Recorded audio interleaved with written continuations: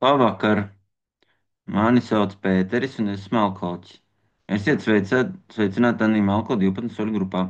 Mēs pulcējamies divas reizes nedēļā, lai nestu vēstu par atvesaļošanās programmu, kāda aprakstīta grāmatā Anīma Alkoholiķi. Saskaņā ar trešo tradīciju vienīgais noteikums, lai kļūtu par Anīma Alko dalībnieku, ir vēlēšanās atmest dzeršanu. Šī sapulce paredzēta cilvēkiem, kur uzskata, ka alkohola lietošana viņiem sagādā problēmas. Vai šeit ir kāds jaunpienācējs, kuram šī ir pirmā Anīma Alko sapulce? Un kurš vēlās sevi iepazīstināt. Šo sapulci mēs parasti sākam ar dvēseles miera lūgsmu. Tie, kur vēlās, var ieslēgt mikrofonus un skaitīt kopā. Tad nu skaitīsim kopā.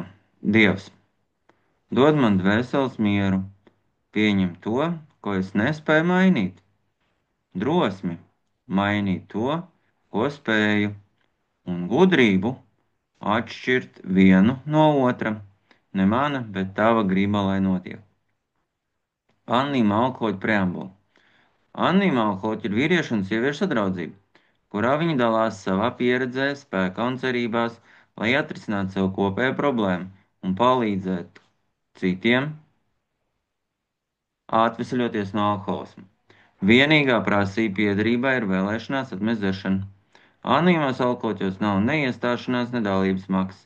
Mēs paši sevi uzturam, pateicoties mūsu pašu ziedojumiem. Anonīma alkohoļi nav saistīti ar sektām, konfesijām, politiku organizācijām vai iestādēm. Neiesaistās diskusijās, neatbalsta kādu lietu, neuzstājas pret to.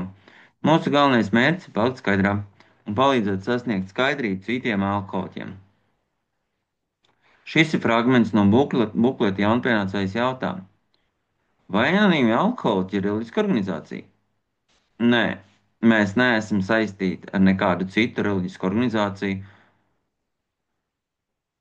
Tāpat mēs neesam saistīti ar nekādu citu reliģisku organizāciju.